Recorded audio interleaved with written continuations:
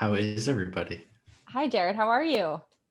Doing well. Doing well. How are you? Good. Really good. Thank you. So glad to have you here.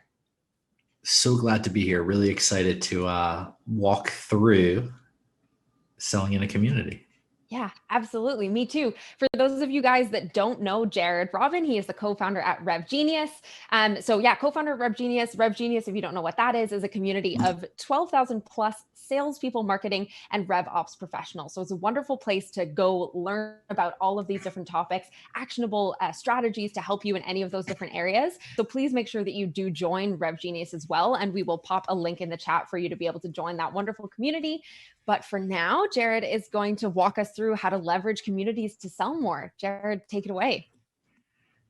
Yeah, thank you for having me, Sarah. And this is a topic that I'm so excited about. And I'm going to share my screen in just a minute, but being a founder of a community that supports sales, marketing, and RevOps people that job is to sell, yet number one rule is don't sell. How does that work? And it's not that we don't want sales to happen.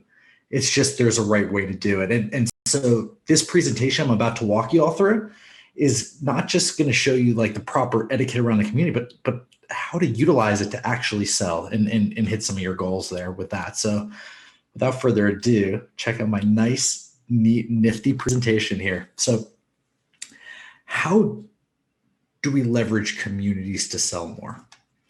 This is the question. Y'all are probably, you've heard of communities. Maybe you're a member of RevGenius. Maybe you're a member of a different one. Maybe you're a member of all of them, right? And I want to walk you through how to really leverage, whether it's our community or others, to really sell and really hit, not just hit your goals, but make people feel really good about working with you. So to start here, and let me just bring it down here. We're going to discuss one, what is community? We're going to talk about selling in a community, hiring in a community, right? Because you have to sell your company or sell yourself to somebody else. And then networking to level up your sales skills, right? There's a chance to sell more. You need to get better. And that's something that many of the best revenue professionals could surely empathize with. So let's break it down with a little overview of community. Community, the most important trend. You'll see the up and to the right below is the Clubhouse user acquisition. That's a community a lot of us are part of, also LinkedIn as well.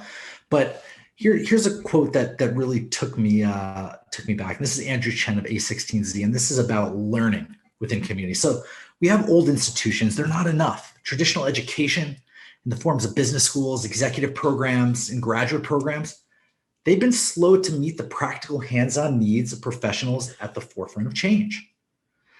If the pandemic has taught us anything, and sure, we're at the tail end, but we're still in it, about modern education, that's in serious need of reboot. So in the future, and we truly believe the future is now, students will engage and learn in a new, more productive ways. And this quote is in regards to Reforge, one of their investments in a community at that. So building on this, I pulled an awesome quote from the co-founder of HubSpot, Dharmesh Shah, in that many companies have forgotten they actually sell to actual humans, right? I think many salespeople sometimes forget that too. Humans care about the entire experience, not just marketing or sales or service. And to really win in this modern age, you must solve for humans. So these all really resonated with me, when coming up like with some backdrop of, first you have to understand what community is. And community is more powerful than social, I truly believe. So we're all on social in one way, shape, or form, whether it's Facebook, a lot of us are on LinkedIn, Clubhouse, I just showed you. But Clubhouse is really fostering this community sense. And this is why it's so powerful, as are all the micro communities. So you have networking versus selling, the abundance mindset versus scarcity mindset, trust in a community versus maybe being skeptical, just having a random SDR reach out to you, giving versus vanity. We want to help others versus just get the most likes or comments. And I'm sure you can empathize with that. Learn from others or learn from ourselves. Speak to hiring managers in the community or apply to jobs. on a LinkedIn job board, et cetera, and value versus influence. So this is why I truly believe community is more powerful. Now, let's break down what is community. And understanding what community is the first crucial point of really understanding how to sell in there. So community is not a platform. You've heard of communities on Slack, Discord, Clubhouse, etc. I believe there's platforms behind it that enable it, but it's not a platform. Community is y'all. It's the people. I showed you that quote from the CTO of HubSpot. It's the people. And even more, it's family. So it's not just random people out there or an audience. It's people that you have a chance to communicate with, learn from, and really build relationships with. So community is family. That's a big point. That's our first value in RevGenius. I don't want to sell RevGenius, but the first value is community is family. And family, that's important. Family, you give. Family, you help out. You give more than you take, ideally. We all have, some other cases. But, taking that community as family and bringing it to selling is critical. Don't sell. Sure, it's a first rule or one of the first rules, no selling or self-promotion in communities. But we're talking about how to help you sell more. Sounds counterintuitive not to sell. But when you're dealing with your family, you're not selling. And if you are, you're probably not being invited to Thanksgiving dinner or all of the family events, right? You don't want to be that person. Number two, give more than you take. This is a critical point in a lot of like the bylaws of communities and like what they do. So what does giving mean? And let's break it down. I'm taught that to sell, I need to give a case study of my product, my SaaS software as a service product, and how it helps. Well, everybody has a case study. Everybody has multiple. And if you don't, you will in a month or two, because that's what you're taught. So is that really giving? Giving is let's give away from our business model, or truly give, not give to get a deal. That's the big thing. So helping somebody get a job, helping somebody by giving them a playbook, a 30, 60, 90 playbook to help them ramp faster, et cetera. Like you could be selling an ABM solution that doesn't help you sell there, but giving does. It makes you more magnetic to others. And number three, let people come to you. So you're just helping everybody. You're not selling, and you're letting people come to you. How is that possible? Well, RevGenius hit 14,000 members.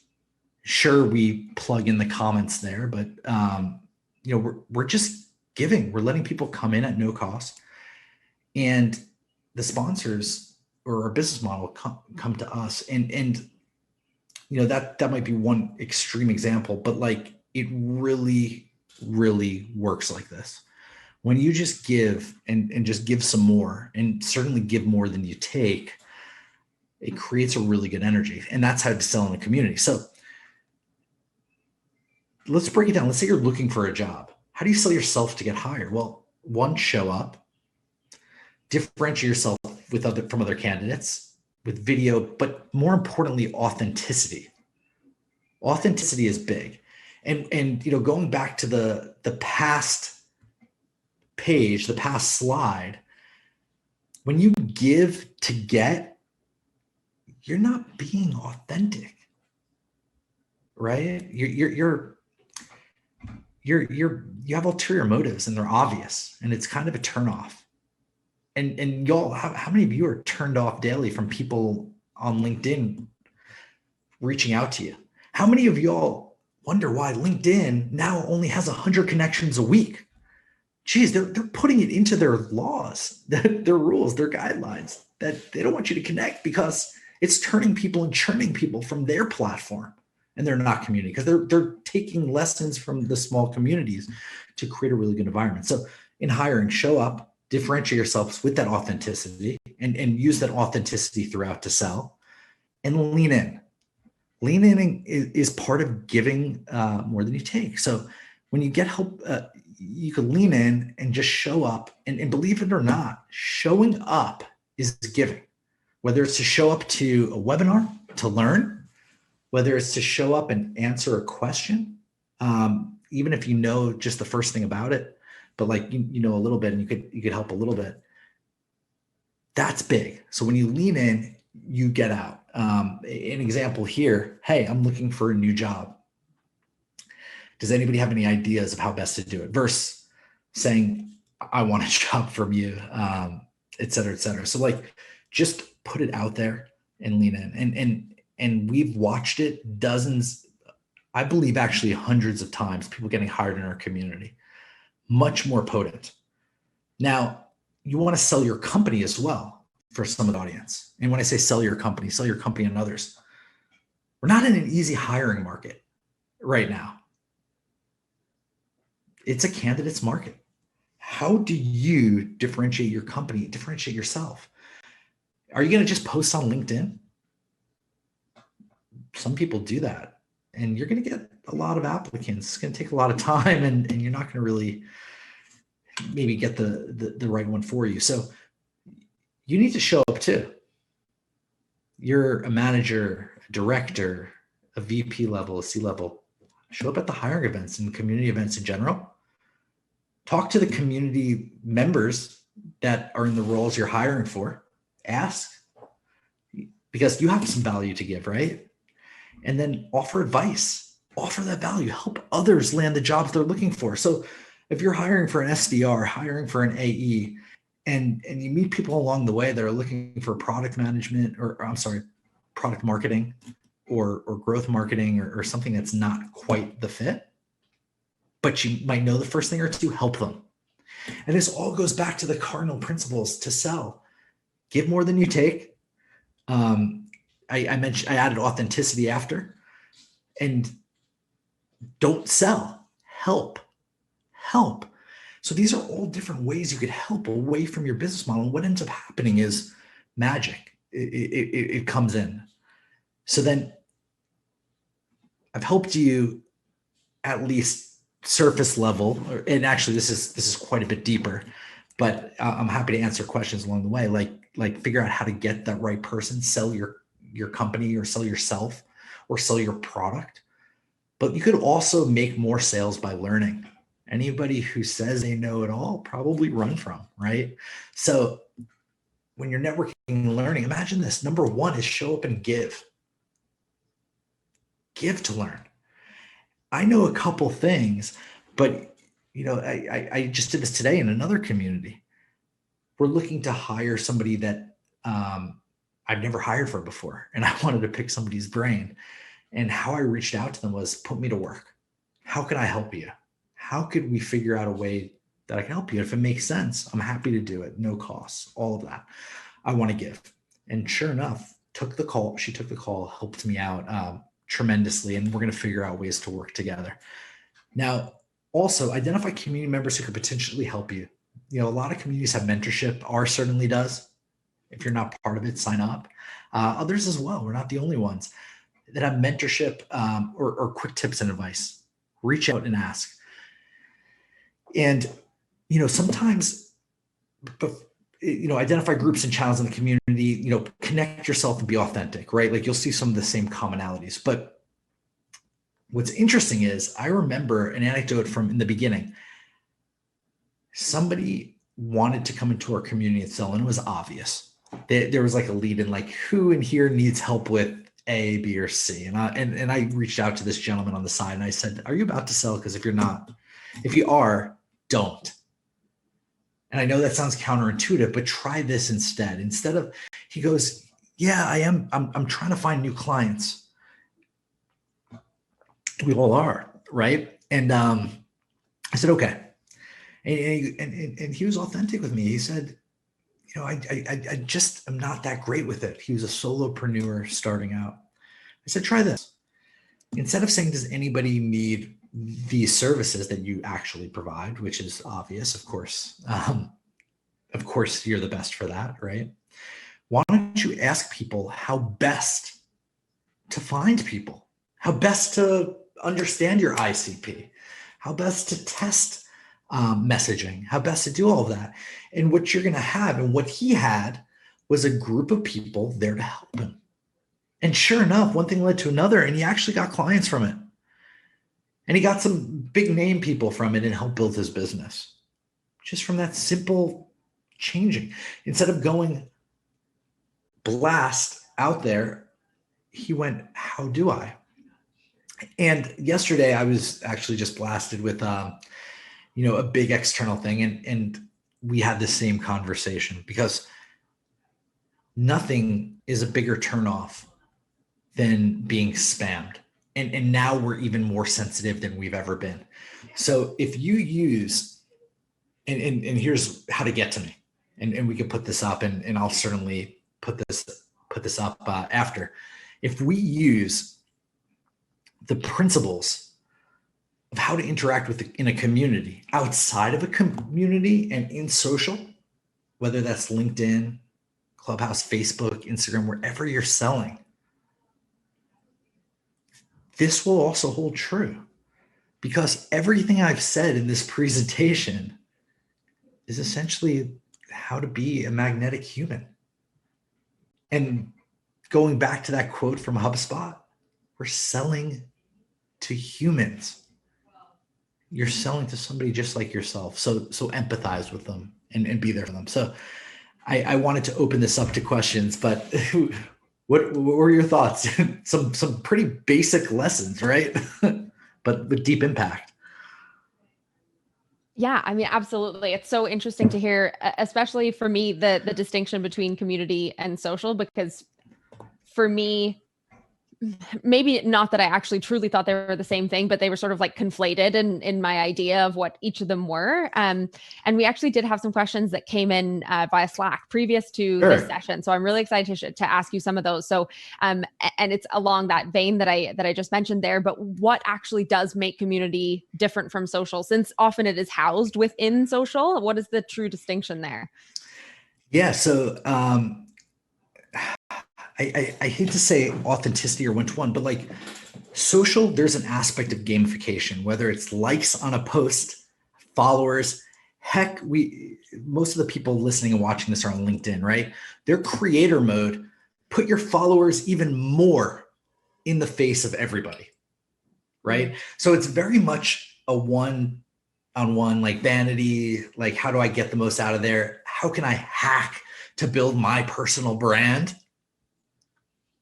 These are questions. These are real conversations. Heck, we've shown as a collective community, everyone watching it, and I'm not innocent of it, how to do that.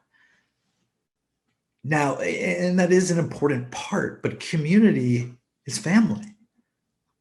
Okay, does family need to be on social and get the most likes? No, family texts you directly. Family comes clean with you. Family offers to help. They ask for advice. They don't ask you to sell twice. Like if they do once, you're being put in their place. And that's a big thing, right? Like on social, on every single social network I'm on, whether it's Facebook, LinkedIn, Instagram in particular, those three, because there's all written communication. I have gotten spam on every single one of them.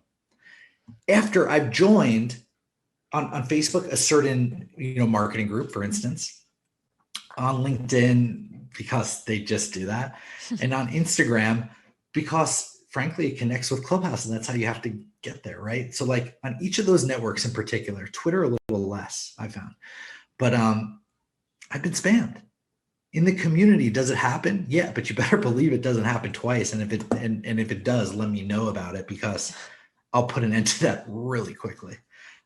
There's a moderating board that's not a bot or drop down. It's just more one-to-one. Now, with that said, you'll notice on LinkedIn, communities of people supporting one another and having some really authentic conversations. And there are communities within social platforms. But as a whole, The moderation is totally different, and one's more of a family and one's more of a product, if that makes sense. Yeah, absolutely makes sense. And guys, please, if you have any questions about community, how to sell community, hiring, either recruiting, hiring, the two sides of hiring and looking for jobs there, please pop them in the chat. Until then, I will keep going with some of the questions that we've had come in through Slack, but I'd love to hear from you guys that are in the session live right now. But here was another one we got. So speaking from a founder perspective, this is a SaaS product founder. Yep. How do you start a community? Yeah, this question comes a lot, right? Because you have a product that you need to sell. And how do you start a community? One, you think about the members. And sure, the members ideally could also potentially be your customers or your clients, and maybe they are partially made up of your customers and clients. But what do they need? What do they need? If you're a CRM solution and you're starting a community, and we know the major ones, you're a new incumbent, right? ABC CRM or CRM. CRM, sure, is the foundation of what they need, but these people need the same thing you do. In this case, probably they need to organize their people. They need to segment. They need to get more business, right? They need a variety of things in the CRM world. Maybe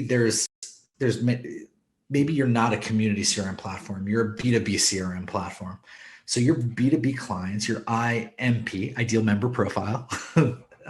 Sure, I'm not probably the first one that came up with that. ICP for membership.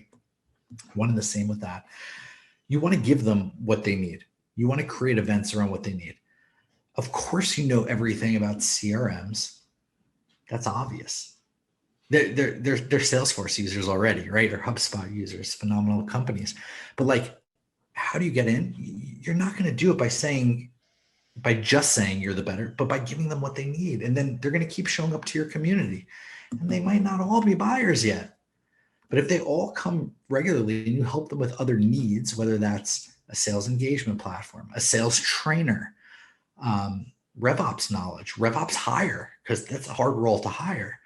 And then they're going to keep coming. And then your product and you learning about what the needs actually are will start building towards them. And you'll see gaps in Salesforce and HubSpot that maybe you could build your product towards and create really a new space for that. So I hope that was concise enough. Sorry about all the words, but yeah. No, not at all. Yeah, I think that certainly answers the question. And then the follow up to that same question was then as a founder of this product, especially in the case where there are investors, there's people that you're sort of tied to when it comes to growth goals or revenue goals. How do you balance needing to run that community and engage with that community with some of those more like direct revenue driving activities? Yeah, it's an endless finesse. You don't want to make your community feel like you're selling to them ever. It needs to complement your sales efforts already. They have a new acronym called Community Qualified Leads. Sure, finesse. But go back to those original rules. How can you be authentic as you do it? How can you do A, B, and Z, right? Like outside of trying to sell the product, and how can you create email sequences without call to actions? For instance, this is a new phenomenon to some. Like I remember hearing a stat, and pardon that I don't have the reference point, that email sequences, nurture campaigns without call to actions perform better, to drive people to products. Imagine that, where you're not just having the biggest button possible, like with this, a whole new world, right? Like the finesse is there, and just be super helpful. Like all the same things that you learn from great marketing campaigns, bring them into the community and try to level them up even more. So to answer your question, like community shouldn't be the full thing bridging the gap for investors. You need your sales plan, you need your marketing plan, et cetera. I believe it should be a cherry on top, or at least you should think about that. it that way. Mm. If you go to communities out there that are product based, let's look at everything from like Webflow, a CMS, $2 billion valuation backed by Excel. Like, I'm a member there. We use Webflow. I've never been sold by Webflow ever from their community. Okay. $2 billion valuation. You go to another one like GitHub or Ghost CMS. Like, I'm a member of some platforms, and sure, maybe I get community updates. I don't get any salesy emails. I don't get any salesy calls. I don't get any salesy anything from them. And these are massively valued companies. So I think you use it to accentuate, and you build a cult, for lack of a better phrase, like of really, really dedicated followers that are helping one another. And if you go on the Webflow is an awesome example. If you go on Facebook, I've actually myself, like as a community member, put up like jobs looking for independent contractors that can just help me with like little needs.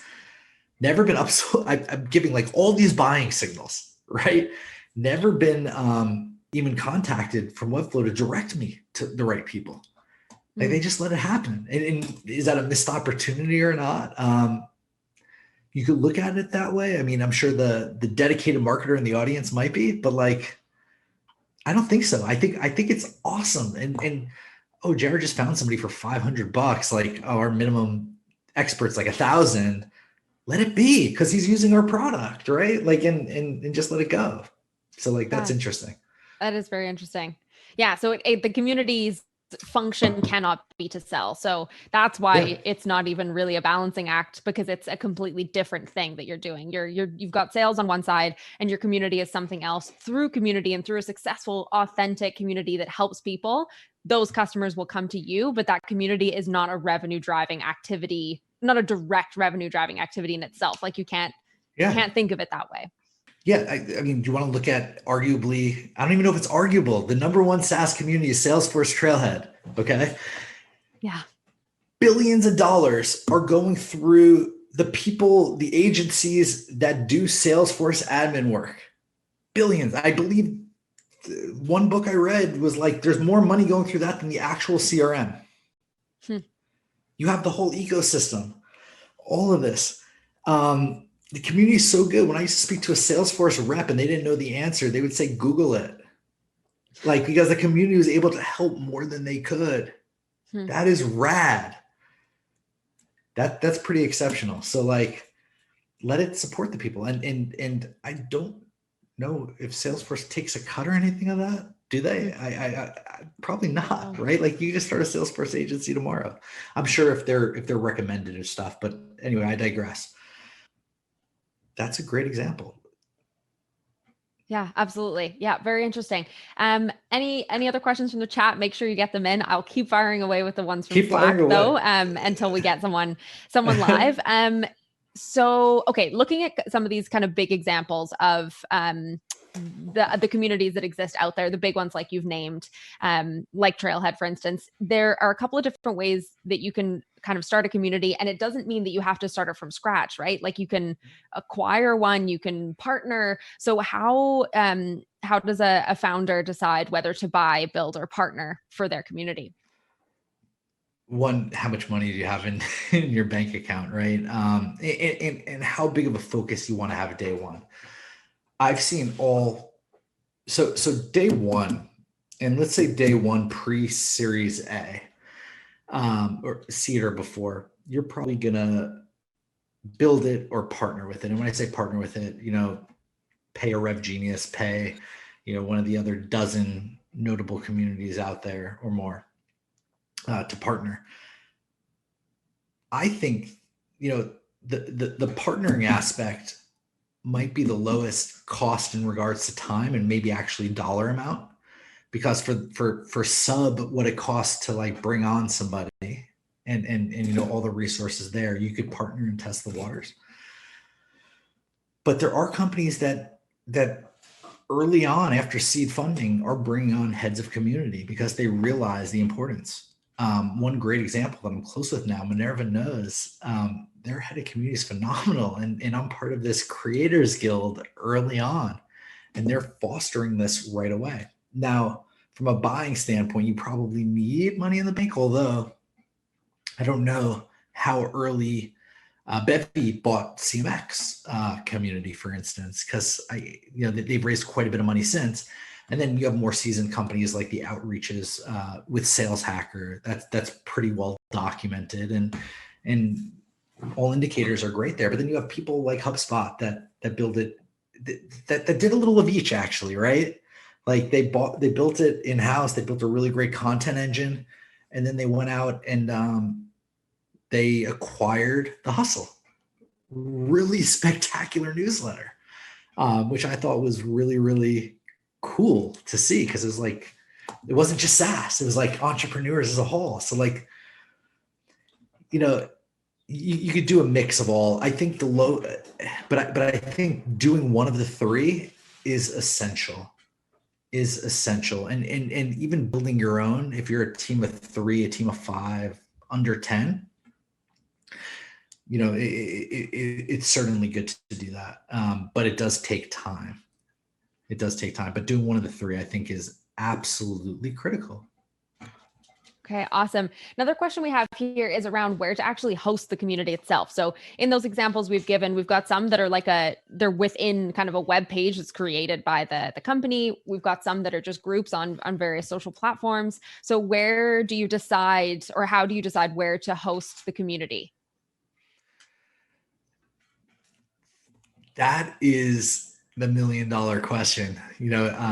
We're on Slack. Why are we on Slack? I'll explain why we decided Slack, and then you could figure it out from there. We started as a LinkedIn messaging group, and this is the good stuff. I truly believe wherever you start should be super light, whether it's WhatsApp, LinkedIn messaging, Facebook Messenger. And you hear me say Facebook Messenger, not even a Facebook page yet. So we were on LinkedIn. We didn't even have a LinkedIn page yet. And the app just started breaking every day. We had 38 people in a messaging group. We're like, yeah, we're called RevGenius. Oh, what is that? We stand for education and inclusion and all this. And our members told us to go to Slack. Slack is interesting for a business community because a lot of people live in Slack. Now, Discord's a phenomenal platform as well. And if you look at the limitations and what each could do, Discord has fewer limitations than Slack. But there's also a learning curve. Not a lot of people know Discord and stuff like that. So a Discord and a Slack are both synchronous. Like when you need to have a quick message, as is WhatsApp, right? Like you need to message back and forth.